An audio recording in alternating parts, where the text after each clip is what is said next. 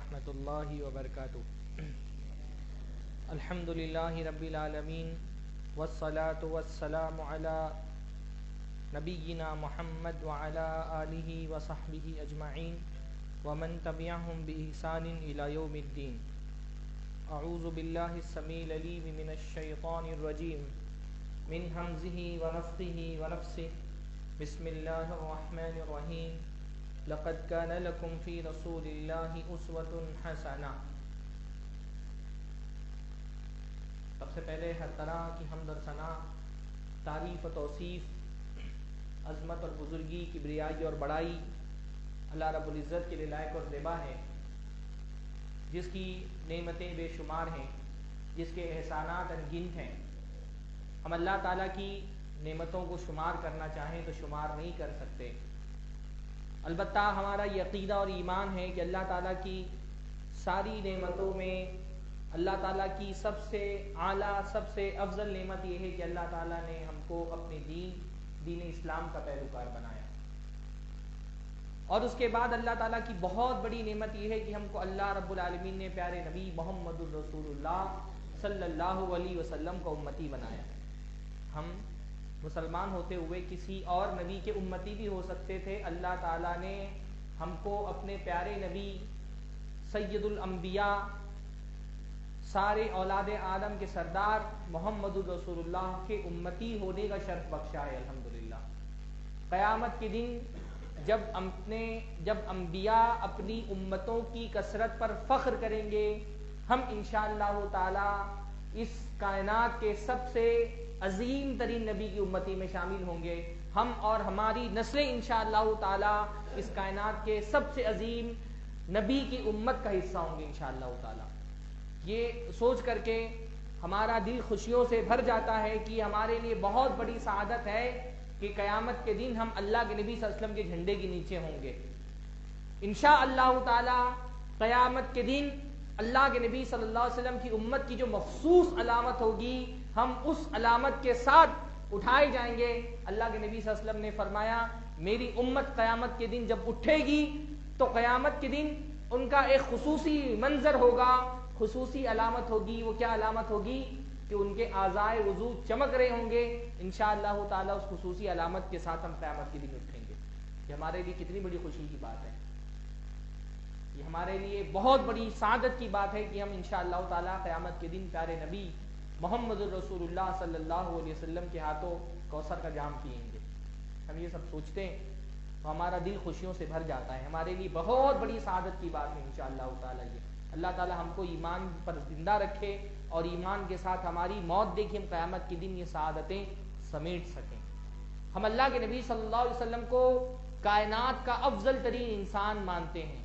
ہم یہ مانتے ہیں کہ اللہ کے نبی صلی اللہ علیہ وسلم انبیاء کے سردار ہیں، رسولوں کے امام ہیں، کائنات کی سب سے عظیم شخصیت ہیں۔ اللہ کے رسول صلی اللہ علیہ وسلم گمراہی کے اندھیروں میں روشنی کا چراغ ہیں۔ اللہ کے نبی صلی اللہ علیہ وسلم انسانیت کے امام ہیں۔ اللہ کے نبی صلی اللہ علیہ وسلم اولاد آدم کے سردار ہیں۔ اللہ کے نبی صلی اللہ علیہ وسلم انسانیت کے رہنما ہیں۔ ہم اللہ کے نبی صلی اللہ علیہ وسلم کو بہت کچھ مانتے تو بہت کچھ ہے، لیکن سوال یہ پیدا ہوتا ہے، ہم اللہ کے رسول کو اتنا کچھ مانتے ہیں لیکن کیا اللہ کے رسول کو جانتے بھی ہیں؟ ماننے کو تو ہم بہت کچھ مانتے ہیں، پر کیا ہم اللہ کے رسول کو جانتے بھی ہیں؟ آپ بتائیں، عظمتوں کے اتنے قصیدے ہم اللہ کے نبی صلی اللہ علیہ وسلم کے پڑھتے ہیں، لیکن اگر کوئی شخص ہم سے کہے کہ کھڑے ہو کر کے 5 منٹ اپنے رسول کی سیرت بیان کرو، اپنے نبی کی زندگی کے واقعات بیان کرو، 5 منٹ کھڑے ہو کر کے اپنے رسول کا انٹروڈکشن پیش کرو، ہم میں سے کتنے لوگ ہیں جو کھڑے ہو کر کے 5 منٹ، کوئی بہت لمبی تقریر اور خطبے کی بات نہیں کر رہا، میں ہماری بات کر رہا ہوں، اور ہم میں سے بھی ان لوگوں کی بات نہیں کر رہا جو بدین ہیں، جو گمراہی کے راستوں پر ہے، جو نماز روزے چھوڑ کر کے رکھے ہوئے ہیں، جن کو دین سے کوئی تعلق نہیں ہے، میں ان لوگوں کی بات کر رہا ہوں جو مسجد سے جڑے ہیں، جو دروس سے جڑے ہوئے ہیں، ان کی بات میں کر رہا ہوں۔ ہم میں سے کتنے لوگ ہیں جو کسی مجلس میں یا کسی فرد کے سامنے کھڑے ہو کر کے 5 منٹ اپنے رسول کی سیرت بیان کر سکتے ہیں؟ ہم نے اللہ کے رسول کی سیرت کتنی پڑھی ہے؟ ہم اللہ کے رسول کی سیرت سے کتنا واقف ہیں؟ ہم مسلم آبادی کا میں کہتا ہوں 99% ہندوستان کے تناظر میں بات کر رہا ہوں، 99% مسلمان 5 منٹ کھڑے ہو کر کے اپنے رسول کا تعارف پیش نہیں کر سکتے۔ باتیں ہم بہت بڑی کرتے ہیں، باتیں تو ہم یہ کرتے ہیں رسول کے لیے جان دے دیں گے۔ بھائی رسول کے لیے جان دے دیں گے، لیکن رسول کو جانتے کتنا ہے؟ ابھی جان دینے کی نوبت نہیں آئی ہے، ابھی تو وقت کا تقاضا یہ کہ اپنے رسول کو جانو، اپنے رسول کو پہچانو۔ جان دینے کی جب بات آئے گی تب بات آئے گی، ابھی جان دینے کی نوبت نہیں آئی ہے، ابھی رسول کو جاننے کا مرحلہ ہے۔ کتنا جانتے ہیں ہم اپنے رسول کو؟ آپ کی زندگی سے کتنا واقف ہیں؟ پوری زندگی ہماری گزر جاتی ہے، 20 سال 30 سال 40 سال 60 سال 70 سال، کیا اس پوری زندگی میں کبھی ایک مرتبہ ہم کو یہ سعادت نصیب ہوئی کہ اللہ کے نبی کی سیرت کی کوئی چھوٹی سی کتاب بھی پڑھ لیں مکمل؟ کبھی یہ سعادت ملی؟ الرحیق المختوم چھوٹی سی کتاب ہے۔ الرحیق المختوم کو میں چھوٹی کتاب اس لیے کہہ رہا ہوں کیونکہ سیرت کا مواد تو بہت بڑا ہے نا، سیرت تو بہت تفصیلی چیز ہے۔ الرحیق المختوم کی تو خصوصیت ہی یہ ہے کہ الرحیق المختوم اللہ رب العالمین مغفرت فرمائے، شیخ رحمہ اللہ کی قبر کو نور سے بھر دے، شیخ صفی الرحمان مبارک پوری رحمہ اللہ۔ الرحیق المختوم کی خصوصیت ہی یہ ہے کہ شیخ نے بڑے دل پذیر انداز میں بہت چھانٹ کر کے بہت اہم ترین واقعات ایک خوبصورت ترتیب کے ساتھ الرحیق المختوم میں جمع کر دیے۔ گویا کی سیرت کا بہت بڑا مواد جو کئی ضخیم جلدوں پر مشتمل ہو سکتا تھا، اس کو سمیٹ کر کے، جس کو ہمارے یہاں کہا جاتا ہے سمندر کو کوزے میں پیالے میں بند کر دینا، الرحیق المختوم کی خصوصیت ہے کہ سمندر کو کوزے میں بند کر دیا ہے۔ اور ہمارے لیے تو اور بڑی شرف کی بات ہے کہ ہندوستان کا ایک عالم جس نے پوری زندگی کبھی عرب کا چہرہ نہیں دیکھا تھا، عالمی سطح پر سیرت پر کتابیں لکھنے کا ایک مقابلہ ہوتا ہے، ہندوستان میں بنارس میں بیٹھ کر کے ہندوستان کا ایک عالم سیرت پر عربی میں کتاب لکھتا ہے جس کو پوری دنیا میں اول انعام دیا جاتا ہے سیرت کی کتابوں میں۔ اصلاً کتاب عربی میں لکھی گئی تھی، بعد میں شیخ نے خود اس کا ترجمہ کیا، بلکہ ایک مستقل تصنیف ہے اردو کی بھی، الرحیق المختوم۔ ہم کو تو اور خوشی کے ساتھ پڑھنا چاہیے کہ ہمارے ہندوستان کے اہل حدیث عالم نے کتاب لکھی جس کو عالمی شہرت ملی۔ آج ہندوستان کے علماء اگر آپ باہر کی دنیا میں پوچھیں نا تو ایک عام آدمی ہندوستان کا اگر کوئی عالم اس سے نام پوچھا جائے تو وہ صفی الرحمان مبارک پوری کا نام لیتا ہے۔ الرحیق المختوم نے وہ شہرت شیخ کو بخشی۔ ہماری صورتحال یہ ہے کہ ہم میں سے بیشتر لوگوں کو الرحیق المختوم، جس کا تقریباً دنیا کی ہر زبان میں ترجمہ ہوا ہے، ہم نے زندگی میں ایک مرتبہ بھی اس کو مکمل پڑھنے کی سعادت حاصل نہیں کی۔ ہاں، باقی دنیا کی قصے کہانیاں سب ہم جانتے ہیں۔ باتیں بڑی کرنا، میں اس سے پہلے بھی سیرت ہی سے متعلق 2 مرتبہ آپ کے یہاں گفتگو کر چکا ہوں، باتیں بڑی کرنا ہمارا مزاج بن گیا ہے، عمل سے ہم دور ہو گئے، پوری زندگی گزر گئی، الرحیق المختوم میں ختم کرنے کی توفیق نصیب نہیں ہوئی۔ رحمت للعالمین بڑی پیاری کتاب ہے، کبھی زندگی بھر پڑھنے کی توفیق نصیب نہیں ہوئی۔ تو ہم رسول کو ماننے کی باتیں بڑی کرتے ہیں، رسول کو ماننے والا ایسا ہو سکتا ہے جو رسول کو جانے ہی نہ؟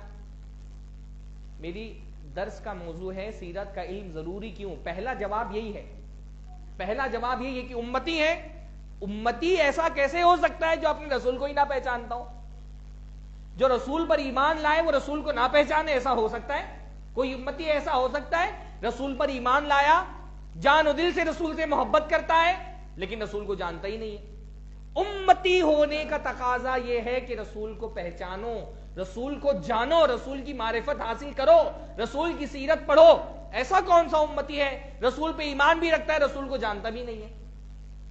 بھائی ایمان جو ہے اس کا تو آغاز ہی علم سے ہوتا ہے نا۔ ایمان کس چیز کا نام ہے؟ آپ میں سے کسی کو پتا ہے ایمان کس کو کہتے ہیں؟ 3 چیزوں کا نام ایمان ہے نا۔ ایمان کس کو کہتے ہیں؟ دل سے تصدیق کرنا ہے نا۔ ایمان کی شروعات کیا ہوتی ہے؟ دل میں تصدیق ہو، دوسرا زبان سے اقرار ہو، تیسرا جسم کے اعضاء سے عمل کرنا۔ اب دل میں تصدیق بغیر علم کی ہوگی؟ تصدیق کا پہلا مرحلہ کیا ہے جانے؟ آپ سے کہا جائے گا فرشتوں پہ ایمان لاؤ، فرشتوں کو جانے بغیر، فرشتوں کا علم حاصل کیے بغیر کیا فرشتوں پہ ایمان لایا جا سکتا ہے؟ ہاں نہیں نا. اگر کہا جائے فرشتوں پہ ایمان لاؤ تو پہلا تقاضا کیا ہے؟ فرشتوں کے بارے میں علم حاصل کرنا پڑے گا. آپ سے کہا جائے گا تقدیر پر ایمان لاؤ تو پہلا تقاضا کیا ہے؟ تقدیر کا علم حاصل کرنا پڑے گا. آپ سے کہا جائے گا قیامت پر ایمان لاؤ تو پہلا تقاضا کیا ہے؟ کہ قیامت کا علم حاصل کرنا پڑے گا. علم سے ایمان کا آغاز ہوتا ہے. ہم رسول پر ایمان رکھنے کا دعویٰ کرتے ہیں تو پہلا تقاضا تو یہ کہ رسول کو جانو، رسول کی سیرت پڑھو. ایمان کا پہلا مرحلہ، ایمان کا پہلا زینہ معرفت رسول. رسول کی معرفت ہر مسلمان پر واجب ہے. تو پہلا جواب کیا ہے؟ رسول پر ایمان لانا. یہ ہمارے رسول کی سیرت کا علم حاصل کرنا، یہ امتی ہونے کا تقاضا ہے. امتی نہیں ہو سکتا وہ شخص جو اپنے رسول کو جانتا ہی نہ ہو.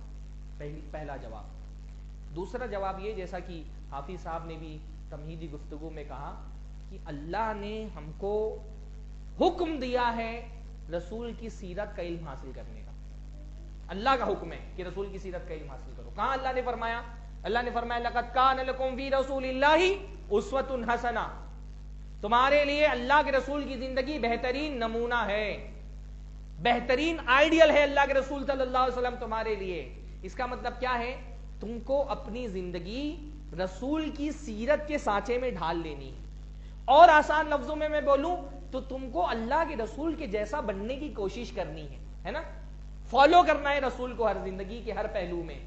تو آپ رسول کو فالو کیسے کریں گے اگر رسول کا راستہ ہی نہیں آپ کو پتا ہو؟ سیرت کیا ہے؟ سیرت رسول کا راستہ ہے. بلکہ سیرت کا ڈکشنری میں معنی ہی ہوتا ہے چلنا. جس راستے پر اللہ کے رسول چلے اس راستے پر چلنا ہے ہم کو. تو رسول کس راستے پر چلے اگر اس کا علم ہی نہیں ہوگا تو ہم اس راستے پہ چلیں گے کیسے؟ ہاں، سیرت پڑھنا اللہ کے بندو بڑی سعادت کی بات ہے.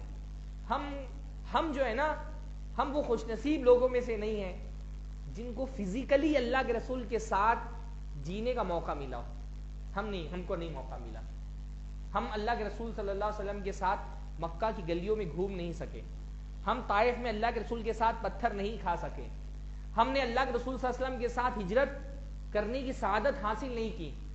ہم نے بدر و حنین میں اپنی جان کا نذرانہ اللہ کے رسول صلی اللہ علیہ وسلم کی خدمت میں قربان کرنے کا ہم کو موقع نہیں ملا. اپنی جان کا نذرانہ پیش کرنے کا موقع ہم کو نہیں ملا. ہم کو فتح مکہ میں اللہ کے رسول کی فوج میں شامل ہونے کی سعادت نہیں ملی. ہم کو تبوک کے لمبے سفر میں اللہ کے نبی صلی اللہ علیہ وسلم کے ہم سفر ہونے کی سعادت نہیں ملی. فزیکلی تو ہم اللہ کے رسول کے ساتھ نہیں ہو سکے. یہ تو اللہ کے منتخب بندے تھے جن کو وہ سعادت ملی. ذہنی طور پہ، مینٹلی ہم کو یہ سعادت مل سکتی کہ ہم اللہ کے رسول کے ساتھ جئیں. کیسے؟ رسول کی سیرت پڑھ کے. ایک بندہ جب رسول کی سیرت پڑھتا ہے نا، فزیکلی تو وہ ادھر 2022 میں ہوتا ہے اپنے شہر میں اپنے گھر کے اندر. ذہنی طور پہ وہ اللہ کے رسول کے ساتھ جی رہا ہوتا ہے، رسول کے ساتھ اٹھ رہا بیٹھ رہا ہوتا ہے، رسول کے ساتھ مکہ کی گلیوں میں گھوم رہا ہوتا ہے، آنے والے حج کے لیے آنے والے قبائل کو دعوت دے رہا ہوتا ہے. وہ امیجن کر سکتا ہے خود کو اللہ کے رسول صلی اللہ علیہ وسلم کی زندگی، اللہ کے رسول کے ساتھ خود کو امیجن کر سکتا ہے. اس لیے غالباً عبداللہ ابن مبارک سے یا حسن بصری سے یاد نہیں آ رہا ہے مجھے، غالباً عبداللہ ابن مبارک سے کسی نے کہا کہ آپ اپنے گھر کے اندر کیا بیٹھے رہتے ہیں، ذرا ہماری مجلسوں میں آئیے، بیٹھیے، گفتگو کریے، دوستیاں نبھائیے. آپ ہمیشہ گھر میں اپنے آپ کو قید کر کے رکھتے ہیں. کہتے ہیں گھر میں میں اکیلا تھوڑی نہ ہوتا ہوں، میں تو اللہ کے رسول اور صحابہ کے ساتھ ہوتا ہوں. کہتے ہیں گھر میں اکیلا نہیں ہوتا ہوں، میں رسول اور صحابہ کے ساتھ. کیسے؟ رسول کو پڑھنے والا جسمانی اعتبار سے گرچہ اپنے زمانے میں ہوتا ہے، ذہنی اعتبار سے وہ خود کو اللہ کے رسول کے زمانے میں پاتا ہے. اس کیفیت کو ہم محسوس کرتے ہیں. واللہ دل میں رکت پیدا کرنے والی چیز ہے سیرت. کون سے ایسا سخت دل آدمی ہوگا جس نے اللہ کے رسول کی سیرت پڑھی اور اس کی آنکھوں میں آنسو نہیں آیا ہوا؟ کیوں آتا ہے آنسو؟ گویا کہ ہم اپنی آنکھوں سے رسول کی زندگی اپنے ذہن کے پردے پر دیکھ رہے ہوتے ہیں. ہم جسمانی اعتبار سے تو اپنے گھر میں ہوتے ہیں، ہمارا ذہن، ہمارا دل، ہماری روح اللہ کے نبی صلی اللہ علیہ وسلم کے ساتھ ہوتی ہے. یہ سعادت بہت بڑی سعادت ہے، یہ لذت بہت بڑی لذت ہے، یہ سکون بہت بڑا سکون ہے کہ خود آپ اپنے آپ کو اللہ کے رسول کے ساتھ محسوس کریں. اللہ کے رسول ہم سے کہا گیا ہے رسول کی سیرت کو فالو کرو، رسول کی سنت کو فالو کرو۔ رسول کی سنت کو بغیر رسول کی سیرت پڑھے ہوئے کیسے کوئی فالو کر سکتا ہے؟ سیرت کیا ہے؟ نبی کی سنت ہی تو ہے۔ سیرت کیا ہے؟ نبی کی سنت ہی ہے نا۔ ایسا کیسے ہو سکتا ہے کہ ایک آدمی رسول کی سیرت پڑھے بھی نہ اور خود کو رسول کے جیسا بنانے کی کوشش بھی کرے؟ ایسا نہیں ہو سکتا۔ سیرت پڑھنے کا حکم اللہ، اس لیے تو اللہ تعالیٰ نے جو ہے، آپ دیکھیں رسول کی سیرت میں بہت ڈائمنشن ہے، رسول کی سیرت بہت پہلو دار ہے، اور اللہ کے رسول اپنی زندگی کے ہر پہلو میں ہمارے لیے اسوہ ہیں۔ اللہ کے رسول صلی اللہ علیہ وسلم کی سیرت کا کوئی ایک پہلو نہیں ہے جس میں اللہ کے نبی ہمارے لیے اسوہ ہیں۔ اللہ کے رسول اپنی زندگی کے ہر پہلو سے ہمارے لیے اسوہ ہیں۔ اللہ کے رسول کا اللہ سے جو تعلق ہے اس میں بھی وہ ہمارے لیے اسوہ ہیں۔ اللہ کے رسول کا جو تعلق مسلمانوں سے اس میں بھی وہ ہمارے لیے اسوہ ہیں۔ اللہ کے رسول کا جو تعلق غیر مسلموں سے اس میں بھی وہ ہمارے لیے اسوہ ہیں۔ اللہ کے نبی صلی اللہ علیہ وسلم عبادتوں میں بھی ہمارے لیے اسوہ، اللہ کے رسول معاملات میں بھی ہمارے لیے اسوہ، اللہ کے نبی صلی اللہ علیہ وسلم اخلاق میں بھی ہمارے لیے اسوہ۔ ایک عبادت گزار کیسا عبادت گزار ہونا چاہیے؟ اللہ کے نبی کے جیسا۔ ایک مسجد کا امام کیسا امام ہونا چاہیے؟ جیسے اللہ کے نبی امام تھے۔ ایک فوج کا سپہ سالار کیسا ہونا چاہیے؟ جیسے اللہ کے رسول سپہ سالار تھے۔ کسی قوم اور ملک کا حاکم کیسا ہونا چاہیے؟ جیسے اللہ کے رسول حاکم تھے۔ کسی عدالت کا قاضی اور جج کیسا ہونا چاہیے؟ جیسے اللہ کے رسول قاضی اور جج تھے۔ ایک شوہر کو شوہر کیسا ہونا چاہیے؟ جیسے میرے نبی شوہر تھے۔ ایک دوست کو دوست کیسا ہونا چاہیے؟ جیسے میرے نبی دوست تھے۔ بڑوں کو چھوٹے کے ساتھ کیسے سلوک کرنا چاہیے؟ جیسے اللہ کے رسول اپنے چھوٹوں کے ساتھ سلوک کرتے تھے۔ مالک کو اپنے غلاموں اور محتاطوں کے ساتھ کیسا رویہ اختیار کرنا چاہیے؟ جیسے اللہ کے رسول نے اختیار کیا۔ چھوٹوں کو اپنے بڑوں کے ساتھ کیسے پیش آنا چاہیے؟ جیسے اللہ کے رسول پیش آتے تھے۔ زندگی کا کون سا مرحلہ ہے جس میں سیرت ہمارا ہاتھ پکڑ کر کے ہم کو راستہ نہ دکھاتی ہو؟ ہاں، سیرت روشنی کا ایک چراغ ہے گمراہی کے اندھیرے میں۔ زندگی میں جب کوئی مسئلہ پیش آئے گا سیرت آپ کو سیدھا راستہ دکھاتی ہے۔ ایسے بنو، ایسا شوہر بنو، ایسا باپ بنو، ایسے نانا بنو، ایسا امام بنو، ایسا قاضی بنو، ایسے جج بنو، ایسے سپہ سالار بنو، حاکم ایسا ہونا چاہیے۔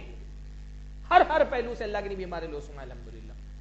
اسی لیے تو آپ دیکھیں نبی کی سیرت کو محفوظ کرنے کا جو اہتمام اللہ تعالیٰ نے کیا ہے، اس پوری انسانی تاریخ میں کوئی ایک انسان ایسا نہیں جس کی زندگی ویسی محفوظ کی گئی ہو جیسے اللہ کے نبی کی گئی ہے۔ کوئی پوری انسانی تاریخ اٹھا ڈالیے، کوئی انسان ایسا ملے گا جس کی زندگی کو اتنے اہتمام سے محفوظ کیا گیا ہو جتنے اہتمام سے اللہ کے نبی صلی اللہ علیہ وسلم کی زندگی محفوظ کی گئی تھی؟ ہاں، سبحان اللہ۔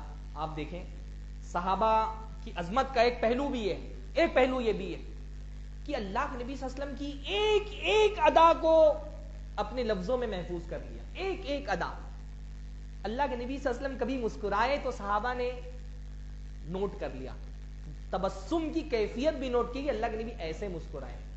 کبھی اللہ کے نبی ہنسے تو صحابہ نے صرف یہ نہیں محفوظ کیا کہ اللہ کے نبی ہنسے، صحابہ نے کہا فَضَحِكَ حَتَّى بَدَتْ نَوَاجِذُهُ، اللہ کے نبی ایسا ہنسے کہ اللہ کے نبی کی داڑھیں دکھ گئیں۔ صرف ہنسنا محفوظ نہیں کیا، ہنسنے کی کیفیت بھی بیان کر دی کہ ہنسنا ایسا تھا۔ اللہ کے نبی صلی اللہ علیہ وسلم نے ہاتھ اٹھائے دعا کے لیے، صحابہ نے کہا فَرَفَعَ يَدَيْهِ حَتَّى يُرَى بَيَاضُ إِبْطَيْهِ، اللہ کے نبی نے اپنے ہاتھ اٹھائے یہاں تک کہ اللہ کے نبی کی بغل کی سفیدی ظاہر ہو گئی۔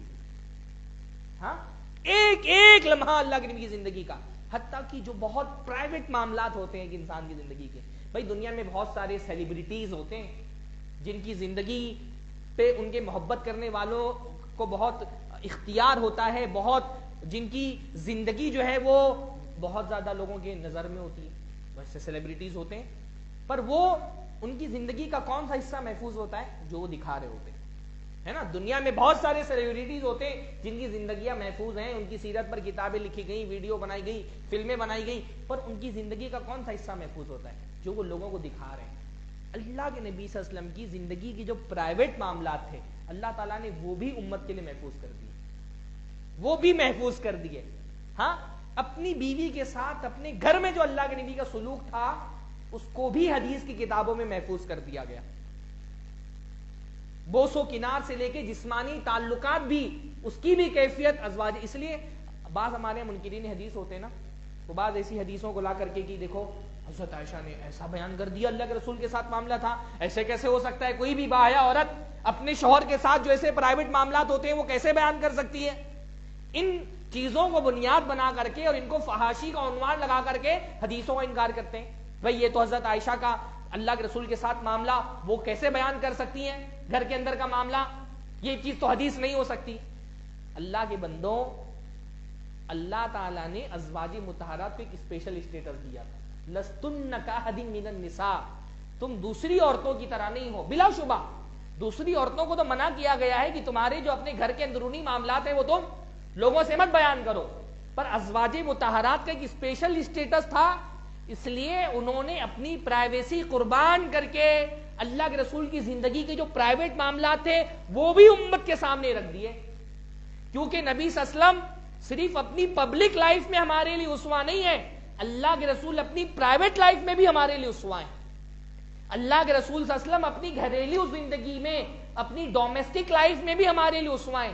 اگر ازواج مطہرات یہ زندگی کے معاملات نہیں رکھتی تو ہم کو کیسے پتا چلتا کہ گھر میں ہم کو اپنی بیویوں کے ساتھ کیسا سلوک کرنا ہے نا؟ اور اگر نہیں پتا چلتا تو مسائل ہوتے. اگر یہ بات نہیں پتا چلتی تو مسائل ہوتے نا. لوگ اس کو سمجھتے نہیں. حدیث میں آتا ہے جیسے مثلا، اور اس پر بہت منکرین حدیث اعتراض کرتے ہیں کہ اللہ کے رسول سے حضرت عائشہ فرماتی ہیں کہ میں حالت حیض میں ہوتی فَأَتَّزِرُ إِزَارِي، تو میں اپنی جو لنگوٹ ہوتی ہے ازار اس کو کس کے باندھ لیتی. فَيُبَاشِرُنِي، تو اللہ کے نبی مجھ سے مباشرت کرتے. مباشرت کا کیا مطلب ہوتا ہے؟ یعنی جماع کے علاوہ جو مقدمات ہوتے ہیں نا اس کو مباشرت کہتے ہیں، فور پلے جس کو ہم کہتے ہیں. تو اللہ کے نبی صلی اللہ علیہ وسلم ہم بستری کے علاوہ وہ سب کچھ کرتے تھے حالانکہ میں حالت حیض میں ہوتی. حضرت عائشہ فرماتی ہیں کہ میں حالت حیض میں ہوتی اور میں گوشت کا کوئی ٹکڑا ہڈی سے کاٹتی اور رکھ دیتی، اللہ کے رسول وہیں سے گوشت کا ٹکڑا اٹھا کر کے کاٹتے. میں کوئی پیالے میں شوربہ پی رہی ہوتی، کوئی پینے کی چیز، اور میں رکھ دیتی، اللہ کے رسول صلی اللہ علیہ وسلم جہاں سے میں نے ہونٹ لگا کر کے پیا ہوتا اللہ کے رسول وہیں سے اٹھا کر کے پیتے. یہ حدیثیں، ان کی معنویت اگر آپ کو سمجھنا ہو نا، ہم 2022 میں جی رہے، ہاں 2022 میں 21ویں صدی ترقی کا دور سمجھا جاتا ہے. آج بھی ہندوستان میں ایسے گھرانے ہیں جہاں پر اگر لڑکی حائضہ ہو تو اس کو رسوئی میں داخل ہونے نہیں دیا جاتا. ہاں کچن میں نہیں داخل ہو سکتی اگر حالت حیض میں ہے تو. آپ سوچئے اللہ کے رسول صلی اللہ علیہ وسلم کی یہ حدیث، جس کو لوگ یہ سوچتے ہیں ارے اللہ کے رسول صلی اللہ علیہ وسلم کی اس معاملے کو حضرت عائشہ نے کیسے بیان کر دیا.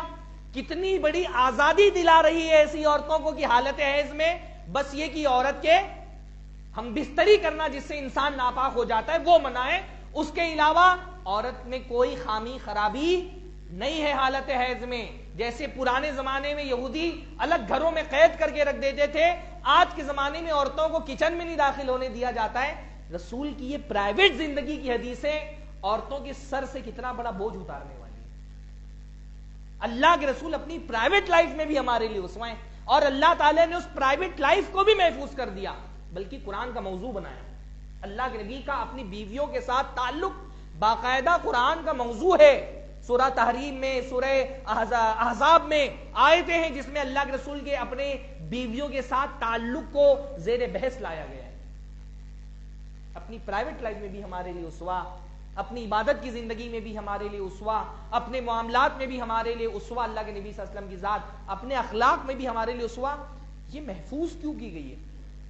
سیرت محفوظ ہی اس لیے کی گئی ہے تاکہ ہم اس کو فالو کریں، تاکہ ہم اس کو اپنی زندگی میں اپنائیں. تو دوسرا جواب کیا ہے؟ اللہ کے رسول کی سیرت اس لیے پڑھنی ہے کیونکہ اللہ تعالیٰ نے سیرت پڑھنے کا حکم دیا ہے. واضح ہے؟ ہاں. تیسرا جواب سیرت ہم کو کیوں پڑھنی ہے؟ اللہ کے نبی کی سیرت ہم کو اس لیے پڑھنی ہے کیونکہ اللہ کے نبی کی سیرت اسلام کی حقانیت کی دلیل ہے. اللہ کے رسول صلی اللہ علیہ وسلم کو جو معجزات دیے گئے اس میں سے ایک معجزہ خود اللہ کے نبی کی سیرت ہے. بلکہ امام ابن حزم رحمہ اللہ فرماتے ہیں اللہ کے نبی صلی اللہ علیہ وسلم کو اگر کوئی معجزہ نہیں دیا گیا ہوتا، صرف نبی کی سیرت آپ کے نبی ہونے کی کافی دلیل تھی. آپ کو اور کسی معجزے کی ضرورت ہی نہیں تھی. سیرت کا معجزہ ہی کافی معجزہ ہے آپ کی نبوت کو ثابت کرنے کے لیے. اس لیے آپ دیکھیں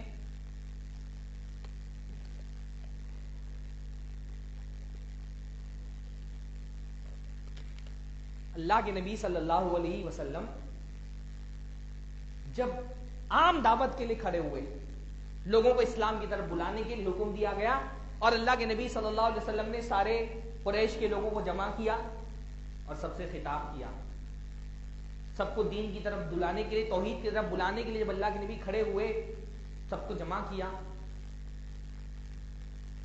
اپنی رسالت کے لیے اللہ کے رسول نے کیا دلیل دی؟ قرآن کی آیت نہیں پیش کی. پہلی مرتبہ جب کھڑے ہوئے, حکم ہوا انذر عشیرتک الاقربین, اپنے قریبی لوگوں کو ڈراؤ. سارے لوگوں کو جمع کیا, خاندان کے لوگوں کو, قبیلے کے لوگوں کو, خود کھڑے ہو گئے. قرآن کی آیت اپنی نبوت کے لیے بطور دلیل پیش نہیں. کیا فرمایا؟ اگر میں تم سے کہوں اس پہاڑ کے پیچھے ایک فوج تم پر حملہ آور ہونے والی ہے, تم میرے اس بات کا کیا جواب دو گے؟ سارے لوگوں نے ایک زبان ہو کے کیا کہا؟ ما جربنا علیک الا صدقا, کہ محمد تم پر ہم نے سوائے سچ کے اور کسی چیز کا تجربہ نہیں کیا. تمہارے بارے میں تجربہ یہ ہے کہ تم سچے ہو, صدیق ہو, صادق ہو, امانت دار ہو, جھوٹ نہیں بولتے. اللہ کے رسول نے اپنے کردار کی صداقت کو بطور دلیل پیش کر کے کہا تو سنو, میں اللہ کا رسول ہوں, مجھ کو اللہ نے رسول بنا کر کے بھیجا ہے. قولوا لا الہ الا اللہ, کہو لا الہ الا اللہ تفلحوا, کامیاب ہو جاؤ گے. تملک العرب والعجم, عرب اور عجم کے مالک بن جاؤ گے. اللہ کے رسول نے قرآن کی آیت نہیں پیش کی, اپنی سیرت کو بطور دلیل پیش کیا. نبی کی سیرت سب سے بڑی اللہ کے نبی صلی اللہ علیہ وسلم کی رسالت کی دلیل ہے. ہاں, اس لیے بعض سلف نے بڑی پیاری بات کہی کہ اللہ کے رسول صلی اللہ علیہ وسلم کی بعثت تو 40 سال میں ہوگی. 40 سال کے تھے جب رسول بنا کر کے بھیجے گئے بعثت, پر دعوت کا آغاز اللہ کے نبی نے 40 سال سے پہلے ہی کر دیا تھا. دعوت کا آغاز 40 سال سے پہلے کر دیا تھا. کیسے؟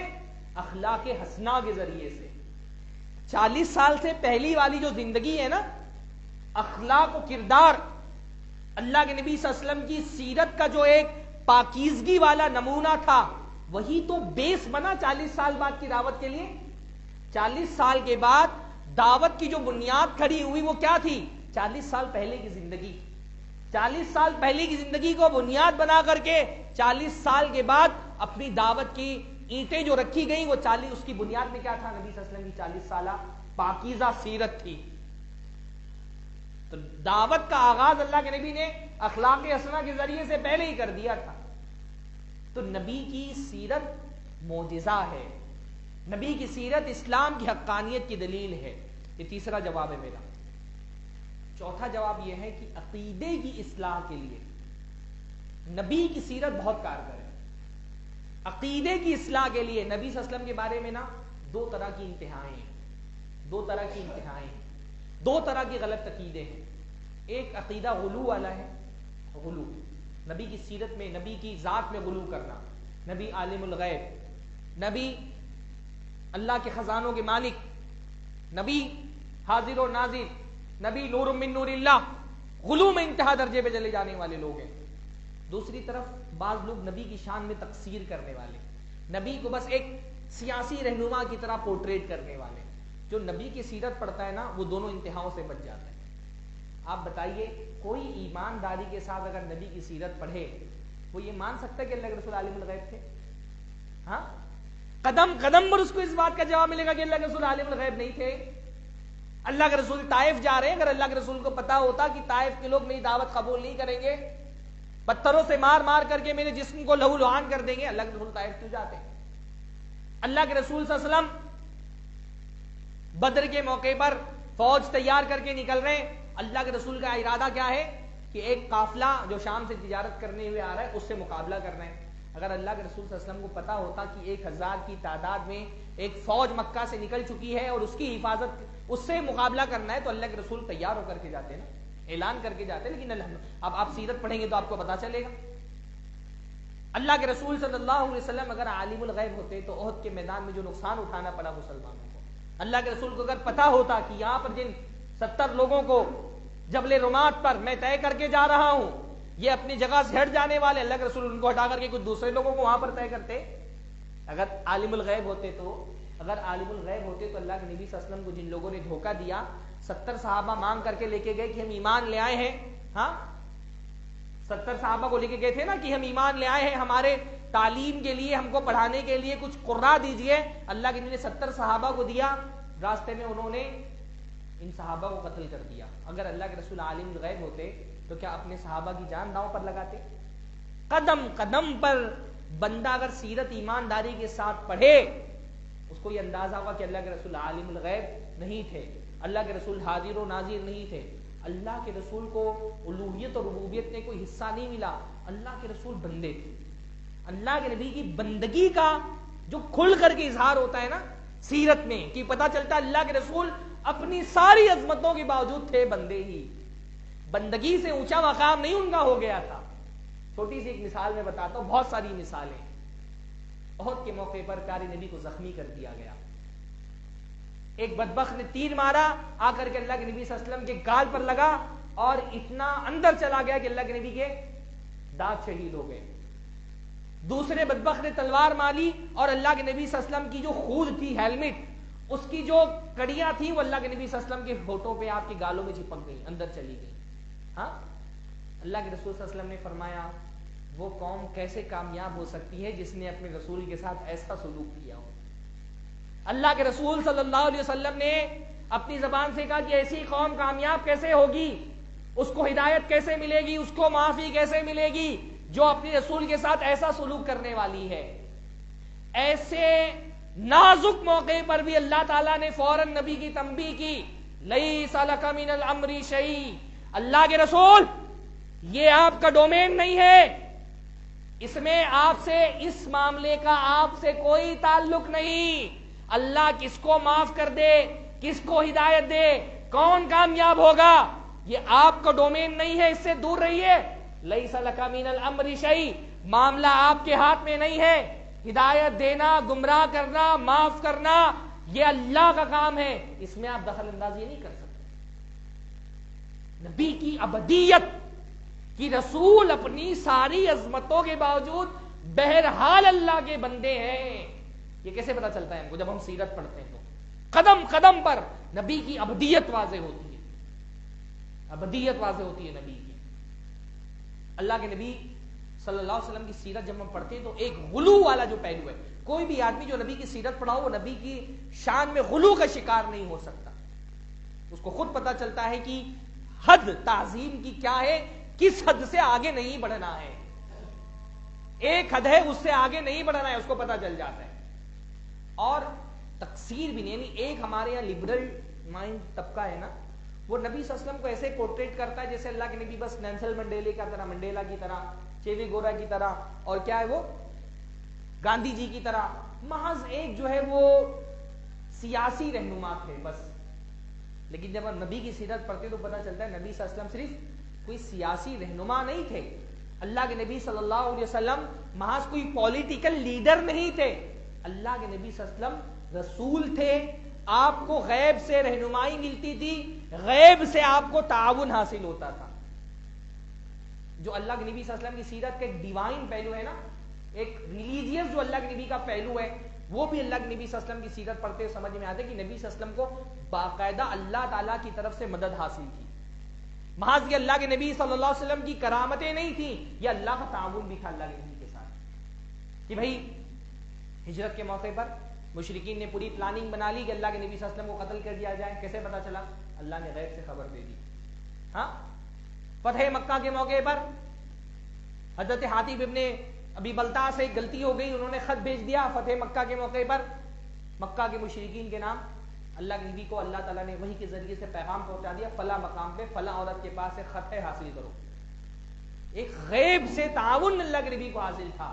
اللہ کے نبی صلی اللہ علیہ وسلم کی سیرت کا جو یہ والا اسپیکٹ ہے وہ بھی ہم کو کیسے پڑتا ہے؟ سیرت تو جو دو انتہا ہیں، دو ایکسٹریم ہیں نبی صلی اللہ علیہ وسلم کے بارے میں، غلو کی اور تقصیر کی، دونوں سے بندہ کب بچ جاتا ہے؟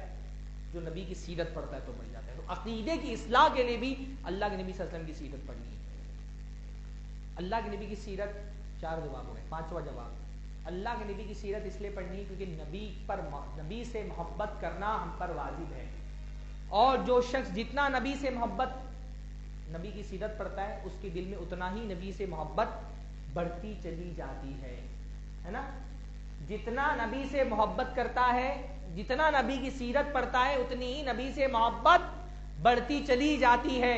اگر آپ کو اپنے دیکھیے محبت 2 طرح کی ہوتی ہے. محبت کتنی طرح کی ہوتی ہے؟ 2 طرح کی. کچھ محبتیں نیچرل ہوتی ہیں, فطری ہوتی ہیں, ان کو حاصل نہیں کرنا پڑتا. وہ اللہ تعالیٰ نے ہماری فطرت میں رکھی ہے. اپنے ماں باپ سے محبت, اپنے بچوں سے محبت, اس کو آپ کو حاصل نہیں کرنا پڑتا.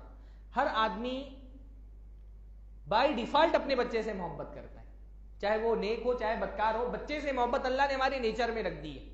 ماں باپ سے محبت اللہ نے ہمارے نیچر میں رکھ دی ہے. یہ محبت ہم کو گین نہیں کرنی پڑتی. کچھ محبتیں ہم کو محنت کر کے حاصل کرنی پڑتی ہیں. نبی کی محبت اپنے آپ نہیں آ جائے گی. نبی کی محبت کے لیے محنت کرنی پڑے گی, دل پر محنت کرنی پڑتی ہے. دل کو نبی کی محبت پر آمادہ کرنا پڑتا ہے. اور دل میں اگر نبی کی محبت پیدا کرنی ہے, اس کا سب سے مؤثر ذریعہ کیا ہے؟ رسول کی سیرت پڑھو. جتنا رسول کی سیرت پڑھو گے دل میں نبی کی محبت بڑھتی چلی جائے گی. کیوں؟ محبت 3 وجوہات سے ہوتی ہے. ہاں, محبت کرنے کی 3 وجوہات ہوتی ہیں. کسی سے محبت کرنے کی 3 وجوہات ہوتی ہیں. جمال, کمال, احسان. کسی سے محبت کرنے کی 3 سبب ہوتے ہیں. جمال کا مطلب کیا ہوتا ہے؟ حسن, بیوٹی. کمال کا مطلب کیا ہوتا ہے؟ صلاحیت, ایبیلٹی. اور احسان کا مطلب کیا ہوتا ہے؟ کسی پر احسان کرنا, کسی کو کسی نعمت سے سرفراز کرنا. انہی 3 وجوہات سے محبت ہوتی ہے نا. تو کسی چیز سے ہم بہت محبت کرتے ہیں کہ وہ بہت حسین ہوتی ہے, حسین چیزوں سے ہم کو محبت ہو جاتی ہے. یا کسی سے ہم اس لیے محبت کرتے ہیں کیونکہ اس کے کمالات بہت اعلیٰ ہوتے ہیں, کوئی ایبیلٹی اس کے اندر ہوتی, کوئی صلاحیت ہوتی جو ہم کو متاثر کرتی. بھئی دنیا میں ہم دیکھتے ہیں کہ لوگ کرکٹر سے محبت کرتے ہیں. کیوں؟ کیونکہ کرکٹ کھیلنے سے ان کے اندر کرکٹ کھیلنے کی صلاحیت ہے. کوئی فٹ بالر کے فین ہو جاتے ہیں کیونکہ ان کے اندر فٹ بال کھیلنے کی صلاحیت ہوتی ہے. یا کسی نے ہم پر احسان کر دیا ہے تو ہم اس سے محبت کرنے لگتے ہیں. سیرت ہم پڑھتے ہیں تو ہم کو پتا چلتا ہے محبت کی 3 سبب انتہا درجے میں اللہ کے رسول کے اندر پائے جاتے ہیں. خوبصورتی کا تو کیا عالم ہے, اللہ کے رسول سے خوبصورت انسان اس کائنات میں کوئی پیدا ہی نہیں ہوا. وہ کیسے شعر ہے؟ سر کٹا, کیسے ہے وہ؟ حسن یوسف پہ کٹی مصر میں انگشت زنا, سر کٹاتے ہیں تیرے نام پہ مردان عرب. نہیں سمجھے؟ حسن یوسف پہ کٹی مصر میں انگشت زنا, زنا زن کی جمع عورت. یوسف کے حسن پر مصر کی عورتوں نے اپنی انگلیاں کاٹ لی. سر کٹاتے ہیں تیرے نام پہ مردان عرب. اللہ کے رسول کے حسن کا یہ عالم ہے. عرب کے نوجوان اللہ کے رسول صلی اللہ علیہ وسلم کے نام پر سر کٹانے کو تیار ہیں. حضرت ابو طلحہ رضی اللہ تعالیٰ عنہ اللہ کے نبی سے کہتے ہیں نہری دون نہری کا یا رسول اللہ. اللہ کے رسول صلی اللہ علیہ وسلم آپ کے غالباً طلحہ بن عبید اللہ کہتے ہیں نہری دون نہری کا یا رسول اللہ. اللہ کے رسول آپ کے سینے سے پہلے میرا سینہ ہے. حسن میں کون اللہ کے نبی کو فائل؟ ہاں, اللہ کے نبی کا حسن ایسا تھا, اللہ کے نبی کا حسن ایسا تھا صحابہ آنکھ بھر کر کے اللہ کے رسول کو دیکھ ہی نہیں پاتے تھے. اس حسن کی تعبیر نہیں لا پائے, اتنی ہمت ہی نہیں تھی کہ آنکھ بھر کر کے اللہ کے رسول کو دیکھ لیں.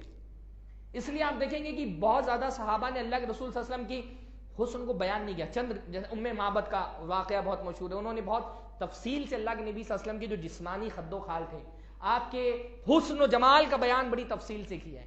صحابہ آنکھ بھر کے دیکھ ہی نہیں پائے. اللہ کے رسول کی ہیبت, اللہ کے رسول کا روب و دبدبہ ایسا تھا, اللہ کے رسول صلی اللہ علیہ وسلم کی حسن کی تابانی ایسی تھی کہ صحابہ آنکھ بھر کے اللہ کے رسول کو دیکھ ہی نہیں پاتے تھے.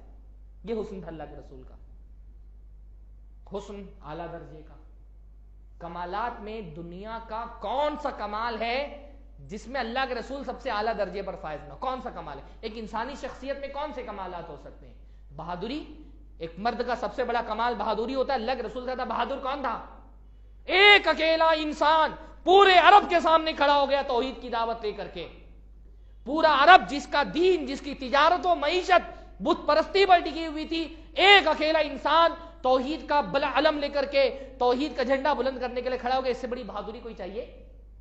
ہاں، جنگوں میں رسول کی بہادری کا یہ عالم تھا کہ حضرت علی رضی اللہ تعالیٰ عنہ فرماتے جب جنگ اپنی پیک پر ہوتی تھی، سب سے قریب دشمنوں کے اللہ کے رسول صلی اللہ علیہ وسلم ہوتے تھے، ہم اللہ کے رسول کے ذریعے سے اپنے آپ کو بچا رہے ہوتے تھے. سب سے قریب جنگ جب چھڑ جاتی اور جنگ کے شعلے جب سے شدید بلند ہوتے، دشمنوں کے سب سے قریب اللہ کے نبی ہوتے. بہادری کا یہ عالم. سخاوت ایسی کہ زندگی میں بہت پیسہ آیا اور صورتحال یہ رہی کہ وفات ہوئی تو قرض تھا. اللہ کے رسول غریب نہیں تھے. اللہ کے رسول غریب نہیں تھے. اللہ کے رسول صلی اللہ علیہ وسلم بہت مال آتا تھا. اللہ کے رسول کے پاس مالدار شخصیتوں میں سے تھے. بچاتے نہیں تھے کچھ اپنے لیے. ہاں، کچھ نہیں بچاتے تھے اپنے لیے. حضرت عائشہ رضی اللہ ایک مرتبہ جانور کو یا اللہ کے رسول کے پاس ذبح کر کے کہا حضرت عائشہ سے بانٹ دو. واپس آئے، پوچھا کچھ بچا ہے؟ کہا اللہ کے رسول یہ بس 2 پائے یا 2 کھر اس طرح سے بچا کہ اتنا ہی بچا ہے، شانے بچے. کہا عائشہ یہی تو نہیں بچا، باقی تو سب بچ گیا. جو دے دیا وہ بچ گیا، وہ سب اکاؤنٹ میں جمع ہو گیا آخرت کے. یہی ہے جو نہیں بچا ہے، یہ ہم کھا لیں گے، یہ نہیں بچا، باقی سب بچ گیا. بہادری، شجاعت، سخاوت، انسانی نفس کا کون سا کمال ہے جو اللہ کے رسول کی زندگی میں اعلیٰ درجے میں نہ پایا جاتا ہو؟ حلم، سمجھداری، فقاہت، سپہ سالاری میں اعلیٰ معیار، قاضی ہونے کی حیثیت سے ایک عادل قاضی، مسجد کے امام ہونے کی حیثیت سے اپنے مصلیوں کا رعایت کرنے والے، اور شوہر ہونے کی حیثیت سے تو کتنی صفات، میرا ایک مستقل موضوع ہے نبی صلی اللہ علیہ وسلم بحیثیت شوہر. میرے خیال سے یوٹیوب پہ موجود ہوگا، کبھی موقع ملے تو دیکھیے. اگر آپ کو انسانی تاریخ میں کامل شوہر دیکھنا ہو، اللہ کے رسول کو دیکھیے. ویسا شوہر کسی نے نہیں دیکھا ہوگا انسانی تاریخ میں جیسا شوہر اللہ کے رسول صلی اللہ علیہ وسلم تھے. ہاں، ہم میں سے کوئی بن نہیں سکتا ویسا شوہر. ہاں، ہم میں سے کوئی ویسا شوہر. حضرت صفیہ کو اونٹ پہ چڑھنا ہوا، اللہ کے رسول صلی اللہ علیہ وسلم اپنے زانوؤں سے بیٹھ گئے. حضرت صفیہ نے اپنے زانوؤں پر، اللہ کے نبی کے زانوؤں پر پیر رکھ کر کے اونٹ کے کجاوے پر چڑھی. نبی کے زانوؤں پر، نبی کی رانوں پر پیر رکھ کر کے. ہاں، ہم تو بیوی کے لیے کار کا دروازہ کھلنا مردانگی کے خلاف سمجھتے ہیں. ہاں، ہم اپنی بیوی کے لیے کار کا دروازہ کھلنا مردانگی کے خلاف سمجھتے. اللہ کے حکمت حضرت صفیہ رو رہی تھی. حدیث میں آتا ہے کہ اللہ کے رسول صلی اللہ علیہ وسلم چپ کرانے کے لیے گئے.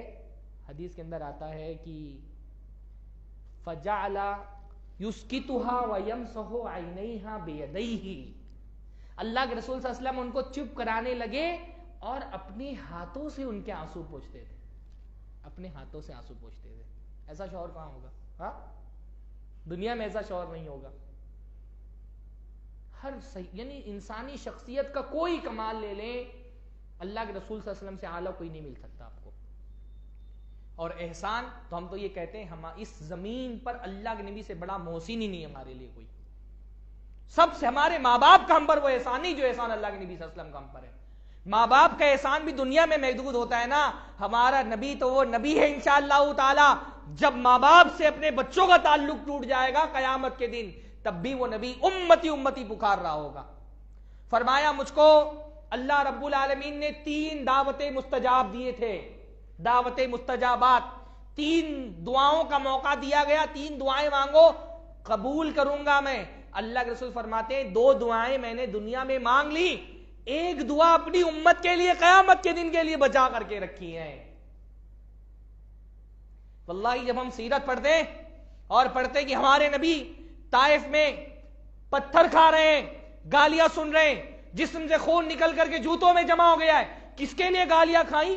ہمارے لیے گالیاں کھائیں. وہ نبی جس کو صادق و امین کہا جاتا تھا اس کو مجنون اور پاگل کہا جا رہا ہے، ہمارے لیے کہا گیا. اس سے بڑا احسان کیا ہوگا؟ آج یہ سر اگر اللہ کے سامنے جھک رہا ہے، یہ ہمارے نبیوں کی قربانیوں کا نتیجہ ہے. اس سے بڑا احسان اور کس کے لیے ہوگا؟ آج اگر ہم جانوروں کی پوجا نہیں کر رہے، ہم گائے کا پیشاب نہیں پی رہے، یہ ہمارے نبی کی قربانیوں کا نتیجہ. اس سے بڑا احسان اور کیا ہوگا؟ یہ احسان اللہ کے نبی صلی اللہ علیہ وسلم کا جب ہم سیرت پڑھتے ہیں تو پتہ چلتا ہے کہ نبی نے کتنی قربانیاں ہمارے لیے دی ہیں. حدیثوں میں آتا ہے بعض لوگ اللہ کے نبی کے پیچھے پڑ گئے حتی تفل فی وجہی، یہاں تک کہ اللہ کے نبی صلی اللہ علیہ وسلم کے چہرے پر تھوک دیا. وہ چہرہ جو اللہ کے نزدیک سب سے محبوب چہرہ تھا اس پر تھوک دیا گیا. ظالم نے تھوک دیا. کس کے لیے اللہ کے نبی نے یہ ذلت سہی؟ ہمارے لیے سہی. کائنات میں کسی کا احسان اتنا بڑا ہو سکتا ہے جتنا بڑا احسان اللہ کے نبی صلی اللہ علیہ وسلم کا ہمارے لیے.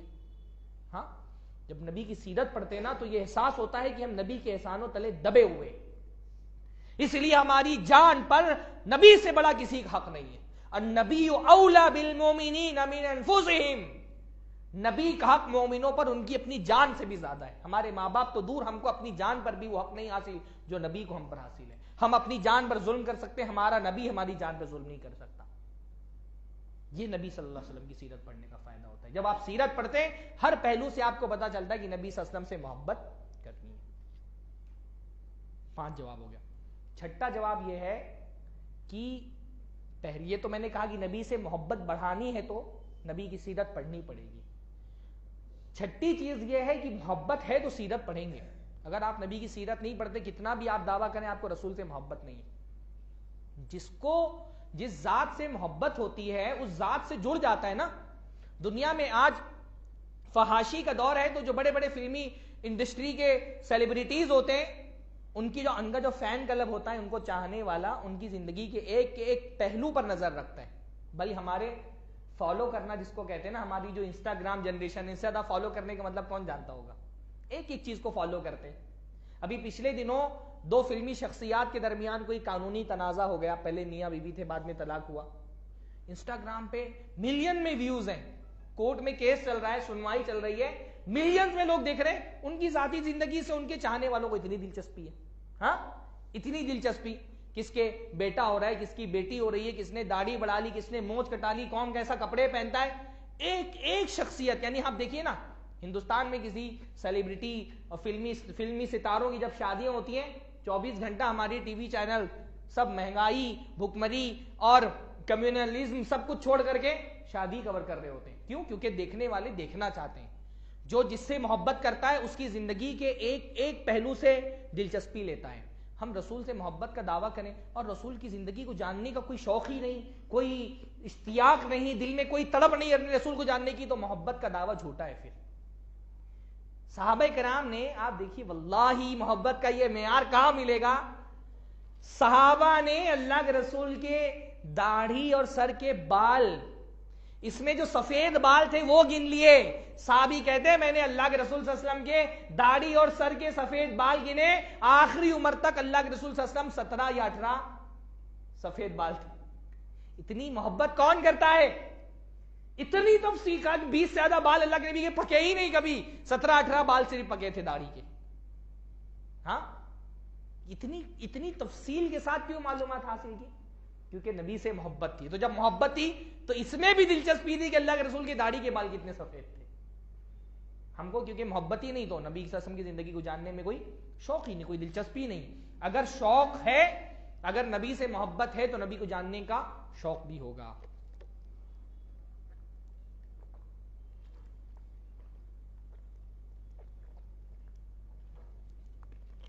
الحمدللہ.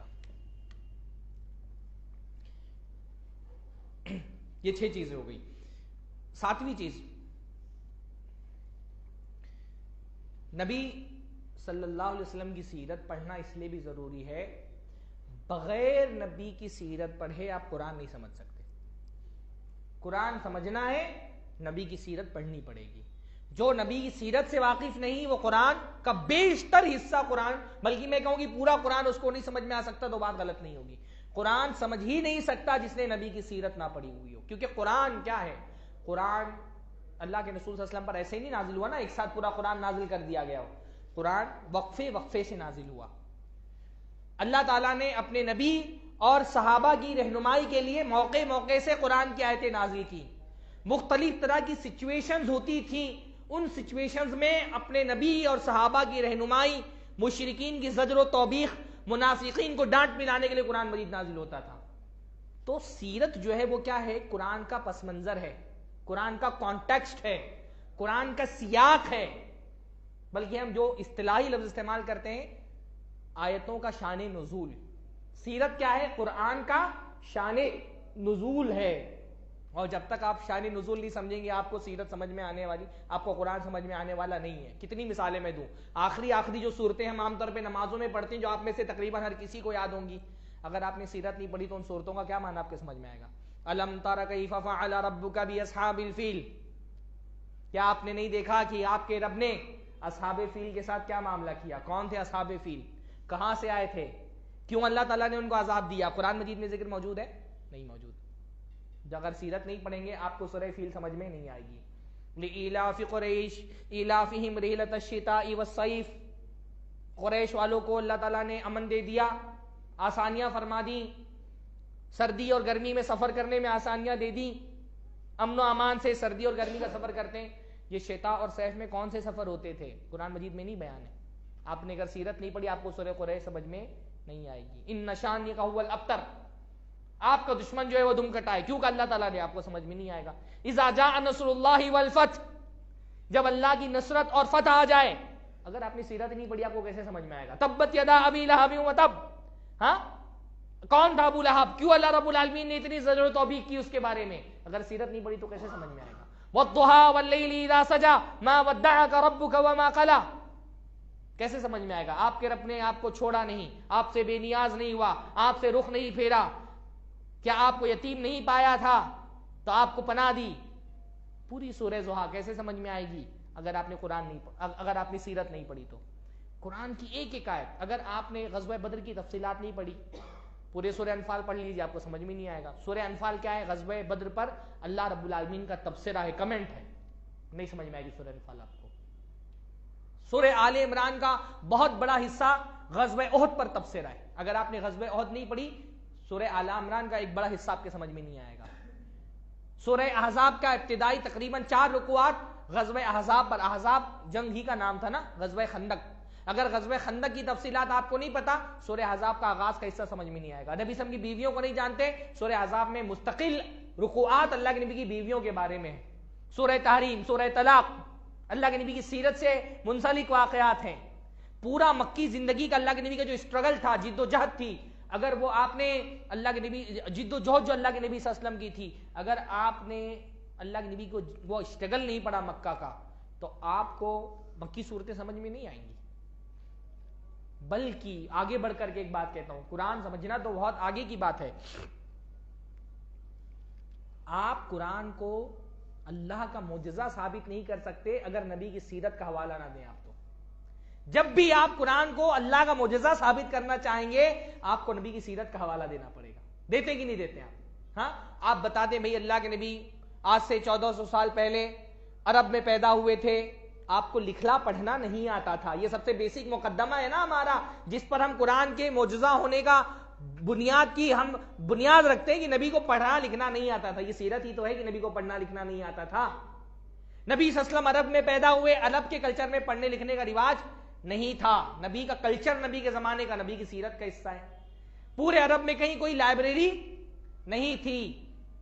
اس زمانے میں اہل کتاب کی جو کتابیں ہیں تورات و انجیل، ان کا کوئی عربی میں ترجمہ نہیں ہوا تھا. حتیٰ کہ خود اہل کتاب اپنی کتابوں سے واقف نہیں تھے، صرف ان کے علماء ہی پڑھتے تھے وہ کتابیں. ایسی صورت میں عرب میں پیدا ہونے والا کوئی ایسا انسان جس کو پڑھنا لکھنا نہیں آتا، امی ہے، اگر وہ قرآن جیسی کتاب پیش کر رہا ہے تو اس کا مطلب کہ وہ اس کی اپنی کتاب نہیں ہے، یہ کتاب اس کو اللہ رب العالمین نے دی تھی. سیرت کو ایک بنیاد بنا کر کے ہی تو آپ یہ ثابت کرتے ہیں کہ قرآن اللہ کا معجزہ ہے. اگر آپ سیرت کو بنیاد نہیں بنائیں گے تو آپ قرآن کو اللہ کی کتاب نہیں ثابت کر پائیں گے. اس لیے سیرت پڑھنی ہے. ٹھیک ہے. 7ویں چیز، اللہ کے نبی کی سیرت جب ہم پڑھتے ہیں تو ہم کو صبر و استقامت کا درس ملتا ہے. مصیبتوں میں ہم کو حوصلہ اللہ کے نبی کی سیرت سے ملتا ہے. خاص طور پہ ہم ہندوستانی مسلمانوں کو حوصلہ ملتا ہے اللہ کے نبی کی سیرت سے. ہاں ہم جب دیکھتے ہیں نا ہمارے ملک کے حالات بہت خراب ہوتے جا رہے ہیں، بعض مرتبہ مایوسی کا یہ عالم ہوتا ہے کہ ہم کو لگتا ہے کہ اب مستقبل تاریک ہے، فیوچر میں اندھیرا ہے. کہیں سے کوئی نصرت اور مدد اور فتح کے آثار نہیں دکھ رہے، ظلم و ستم کے آندھیاں چل رہی ہیں. ہم کو نبی کی سیرت سے اسوہ ملتا ہے کہ ظلم و ستم کی آندھیوں سے گھبراؤ مت. اللہ تعالیٰ اسی ظلم کے اندھیرے سے اپنی مدد کا سورج نکالتا ہے. بدترین حالات میں بھی اللہ تعالیٰ سے حوصلہ، اللہ تعالیٰ سے امید ختم مت کرو، حوصلہ مت اپنا ہارو. اللہ تعالیٰ انشاءاللہ انہی بدترین حالات کے اندھیروں سے اپنی فتح و نصرت کا سورج نکالے گا انشاءاللہ، ہے نا. اللہ تعالیٰ نے قرآن میں کیا فرمایا، وَكُلًّا نَقُصُّ عَلَيْكَ مِنْ أَنْبَاءِ الرُّسُلِ مَا نُثَبِّتُ بِهِ فُؤَادَكَ. اے اللہ کے رسول، جو ہم یہ رسولوں کے قصے بیان کرتے ہیں تاکہ آپ کی دل مضبوط ہوں. رسول کی سیرت ہم پڑھتے ہیں تو ہم کو پتا چلتا ہے اللہ تعالیٰ حالات بدل لینے پہ کیسا قادر ہے. اللہ تعالیٰ حالات بدل لینے پہ کیسا قادر ہے. 10 سال پہلے حضرت بلال کو جس کلمہ لا الہ الا اللہ کے پڑھنے پر مکہ کی گلیوں میں گھسیٹا جاتا تھا، اللہ کی نصرت آئی. 10 سال کے بعد حضرت بلال کعبہ کی چھت پہ کھڑے ہو کر کے پیغام سنا رہے، اشہد ان لا الہ الا اللہ اشہد ان محمد رسول اللہ. اللہ کے ہاتھ میں نصرت و مدد. ہاں، وہ رسول جو 8 سال پہلے اپنی جان بچا کر کے مکہ سے نکلا تھا کہ دشمن پہرا دے رہے تھے، قتل کرنے کی سازشیں کر رہے تھے، 8 سال کی محنت کا نتیجہ یہ ہوا اسی مکہ میں فاتح بن کر کے داخل ہو رہے. رسول کی سیرت پڑھ کر کے ہم کو حوصلہ ملتا ہے کہ حالات کی تنگیوں سے انشاءاللہ تعالی گھبرانا نہیں ہے.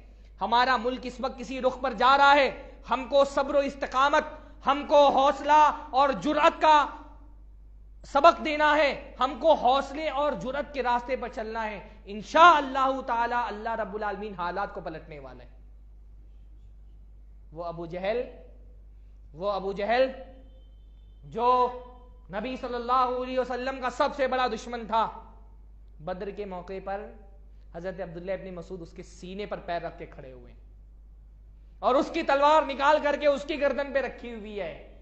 ابو جہل کہہ رہا ہے کہ اے کاش میں کسانوں کے ہاتھ سے نہیں مارا جاتا. اس کو اس کا افسوس ہے. حضرت عبداللہ ابن مسعود سے کہہ رہے چرواہے تو بہت اونچی چڑھان پہ چڑھ گیا ہے. یہ حوصلہ ملتا ہے ہم کو. وہ امیہ بن خلف جو حضرت بلال کو گلیوں میں گھسیٹتا تھا، بدر کے موقع پر حضرت بلال اپنے ہاتھوں سے اس کا گردن قلم کر رہے ہیں. یہ ہم کو سیرت سے سبق ملتا ہے. کتنی چیزیں میں آپ کو بیان کروں. آپ سیرت پڑھتی جائیے. مدنی دور کتنا مختصر سا دور ہے. 8 ہجری میں تو مکہ فتح ہو گیا. ہاں، 8 سال میں اللہ رب العالمین نے اپنی نبی کی محنتوں سے دعوت کو کتنا اونچا مقام دیا. ہم کو یہ سمجھ میں آتا ہے حالات اگر آج خراب ہے تو ہم کو گھبرانا نہیں ہے. قدم قدم پر نبی کی سیرت ہم کو حوصلہ دیتی ہے. میں ایک چھوٹی سی مثال سمجھتا ہوں. اس بیچ میں لاک ڈاؤن میں ہمارے کئی علماء کا انتقال ہو گیا. ایسے بھی علماء وفات پا گئے جن کی وفات کی امید نہیں تھی. ڈاکٹر آر کے نور ہمارے مہاراشٹرا میں، شیخ مقیم فیضی رحمہ اللہ تعالیٰ ان کی مغفرت فرمائے، بڑے بڑے علماء وفات پا گئے. جب ایک دعوت کا سیٹ اپ ہو اور اس میں کوئی ایک بڑا آدمی اچانک چلا جائے نا، آدمی کو لگتا ہے اب آگے کیسے ہوگا. یہ بندہ اتنا کام کرنے والا تھا، یہی چلا گیا، آگے کیسے چلے گا. پھر ہم نبی کی سیرت دیکھتے ہیں. حضرت خدیجہ اللہ کے نبی صلی اللہ علیہ وسلم کی لائف پارٹنر، شروع سے اللہ کے نبی کا ساتھ دینے والی، چلی گئی لیکن دعوت کا کام نہیں رکا. حضرت حمزہ اللہ کے نبی صلی اللہ علیہ وسلم کے دائیں بازو تھے، بالکل اللہ کے نبی صلی اللہ علیہ وسلم کے رائٹ ہینڈ تھے. جب ان کی اللہ کے نبی نے احد سے پہلے خواب دیکھا کہ میری تلوار کا کنارہ ٹوٹ گیا ہے، اللہ کے رسول نے تعبیر کی کہ میرے خاندان کا کوئی آدمی مارا جائے گا. حضرت حمزہ کی وفات ہوئی. گویا کہ اللہ کے نبی کی تلوار ٹوٹ گئی لیکن کام رکا، دعوت کا کام نہیں رکا. تو ہم جب اللہ کے نبی کی سیرت پڑھتے ہیں نا تو ہم کو یہ حوصلہ ملتا ہے افراد کے جانے سے کام نہیں رکتا. ایک غم آتا ہے، تکلیف آتی ہے، ایسے لگتا ہے کہ رکن ٹوٹ گیا، ایسے لگتا ہے کہ عمارت کا ایک ستون ٹوٹ گیا، لیکن عمارت نہیں گرتی ستونوں کے ٹوٹنے سے. یہ نبی کی سیرت پڑھ کر کے ہم کو حوصلہ ملتا ہے. تو نبی کی سیرت ہم کو حوصلے کا سبق دیتی ہے. اللہ کے نبی کی سیرت ہم کو اس لیے بھی پڑھنی ہے. 8واں سبق کتنا ٹائم ہے؟ 8:30 تک. اللہ کے نبی صلی اللہ علیہ وسلم کی سیرت ہم کو امت کے انقلاب کا منہج دیتی ہے. آج امت کے انقلاب، حالانکہ انقلاب کا لفظ ایک خاص معنوں میں استعمال ہوتا ہے، ہم اس معنی میں پسند نہیں کرتے خالی سیاسی انقلاب کے معاملے میں، لیکن امت اس وقت زوال کا شکار ہے. یہ امت محکوم ہونے کے لیے نہیں پیدا ہوئی تھی، یہ حاکم بننے کے لیے پیدا ہوئی تھی. یہ پیچھے چلنے کے لیے نہیں، یہ آگے چلنے کے لیے پیدا ہوئی تھی، یہ قائد بننے کے لیے پیدا ہوئی تھی. یہ امت ایک لیڈر امت ہے. آج امت اگر پیچھے ہے، محکوم ہے، مظلوم ہے، مغلوب ہے، اس کے اسباب کیا ہیں؟ اس کو اس کے عروج کا دور کیسے ملے گا؟ انقلاب کیسے آئے گا؟ ہاں، ریوائیول کا میتھڈ کیا ہونا چاہیے امت کا؟ امت کو زوال کی پستیوں سے کیسے نکالنا ہے؟ جتنا منہ اتنی باتیں. کوئی کہتا ہے کہ بھئی امت میں تعلیم عام کر دو تو امت میں انقلاب آ جائے گا. کوئی کہتا ہے سیاست اچھی ہو جائے گی تو امت میں انقلاب آ جائے گا. کوئی کہتا ہے معیشت اور تجارت پر زور دو تو انقلاب آ جائے گا. کوئی کہتا ہے سائنس اور ٹیکنالوجی میں ہم آگے ہو جائیں گے تو انقلاب آ جائے گا. امت کے انقلاب کا منہج ہم کو اللہ کے رسول کی سیرت سے لینا ہے.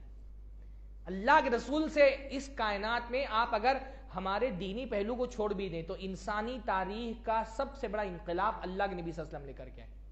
اس کو دنیا تسلیم کرتی ہے نا. ہاں، آج دنیا یہ تسلیم کرتی ہے. وہ کیا مائیکل ہنڈریڈ کے دا 100 نام سے کتاب ہے نا، دا 100 نام سے ایک عیسائی نے کتاب لکھی کہ دنیا کی تاریخ پر، انسانی تاریخ پر اثر ڈالنے والی 100 سب سے اہم ترین شخصیات. اور اس کافر نے بھی پہلے نمبر پہ کس کا نام رکھا؟ محمد رسول اللہ کا نام رکھا. انسانی تاریخ کا سب سے بڑا انقلاب اللہ کے رسول کے ہاتھوں آیا. تو اللہ کے رسول صلی اللہ علیہ وسلم کی سیرت سے ہم کو پتا چلتا ہے کہ امت میں انقلاب کیسے آئے گا، اصلاح کا طریقہ کیا ہونا چاہیے، میتھڈ کیا ہونا چاہیے. قوموں کی یعنی اللہ کے رسول کی قیادت کی برکت یہ دیکھیے. 23 سال کا عرصہ کتنا بڑا عرصہ ہوتا ہے. ہم میں سے بیشتر لوگوں نے زندگی کے 23 سال دیکھ لیے. ہاں، 23 سال کا عرصہ بہت بڑا عرصہ نہیں ہوتا.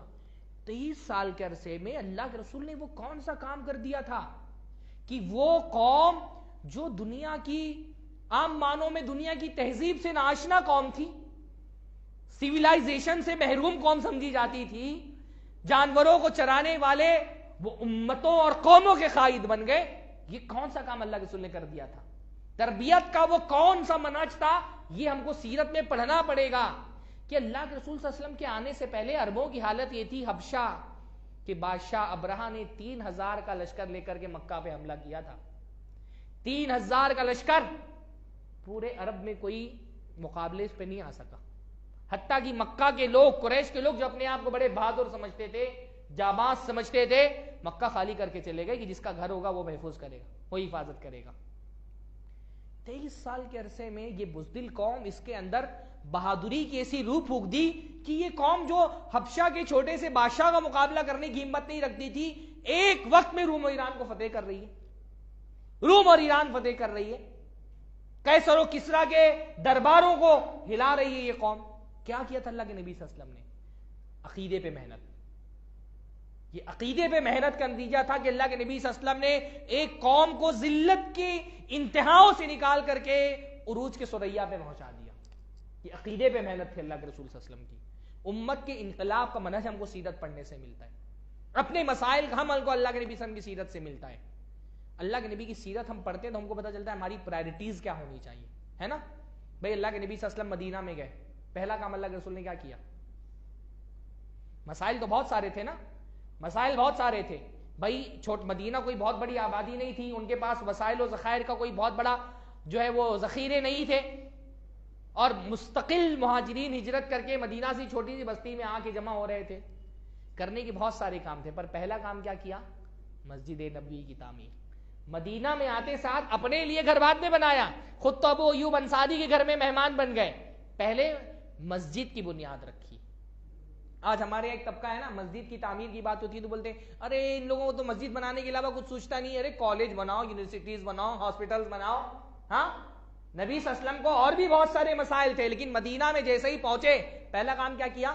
مسجد بناؤ. قباء میں پہنچے مسجد بناؤ، مدینہ میں پہنچے مسجد بناؤ. پہلا کام مسجدیں بنانا. یہ ہماری پرائرٹی ہونی چاہیے، مسجدیں بنانا. الحمدللہ آپ کیا نام ہے مسجد محمدی جو آپ کے یہاں پر تعمیر ہو رہی ہے. آپ سوچئے اہل حدیثیت کی دعوت کا سب سے مؤثر طریقہ ہمارا مسجد ہے. ہاں، ہماری مسجدیں الحمدللہ سب سے مؤثر ذریعہ ہیں ہماری دعوت کو استعمال کرنے کا. خوش نصیب ہے وہ لوگ جن کو اللہ تعالیٰ مسجدوں کی تعمیر کی توفیق دیتا ہے. سب سے بڑا کام مسجدوں کی تعمیر ہے. دعوت میں جو رول ہماری مسجدیں صرف مسجدیں نہیں ہوتی نا، ہماری مسجدیں عبادت گاہیں بھی ہوتی ہیں. ہماری مسجدیں کمیونٹی سینٹر بھی ہوتی ہیں، ہماری مسجدیں ہماری پارلیمنٹ بھی ہوتی ہیں. ہماری مسجدوں کو تو اللہ کے نبی صلی اللہ علیہ وسلم نے قید خانے کے طور پہ بھی استعمال کیا ہے. ثمامہ ابن اسال قید کر کے لائے گئے، مسجد میں باندھ دیے گئے، قید خانے کے طور پہ استعمال کیا گیا. ہماری مسجدیں بیت المال بھی ہوتی ہیں، اکثر آپ دیکھیں گے مال کی تقسیم مسجد سے ہو رہی ہے، لوگوں کے لیے اعلانات مسجد سے ہو رہے ہیں.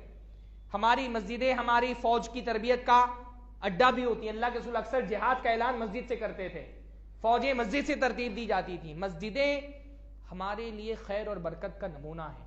مسجدیں اندھیروں میں روشنی کا چراغ ہے ہمارے لیے. جس معاشرے میں مسجدیں نہیں ہیں وہاں اجالا کبھی نہیں ہو سکتا. اس لیے بہت خوش نصیب ہے وہ لوگ جو مسجدوں کی تعمیر کرتے ہیں، مسجدوں کی تعمیر میں حصہ لیتے ہیں. مسجد سے بڑا صدقہ جاریہ کوئی نہیں ہو سکتا. سب سے بڑا صدقہ جاری مسجد ہے. آپ نے ایک مسجد میں پیسہ لگا دیا، انشاءاللہ تعالی اس مسجد میں جب تک نمازیں پڑھی جاتی رہیں گی، ہر نماز کا ثواب آپ کے اکاؤنٹ میں جمع ہوتا رہے گا. یہ کم خیر کی بات ہے. صرف نمازیں نہیں، کوئی بندہ قرآن آ کے پڑھ رہا ہے، ثواب آپ کو مل رہا ہے. یہاں سے دین کی دعوت ہو رہی ہے، ثواب آپ کو مل رہا ہے. تقریر ہوئی مولانا کی، ایک بندہ اس کو سمجھ میں آ گیا، نمازی بن گیا، اس کی نمازوں کا زندگی بھر کا ثواب آپ کو مل رہا ہے. بچے قرآن سیکھ رہے ہیں مکتب میں آ کر کے، ثواب آپ کو مل رہا ہے.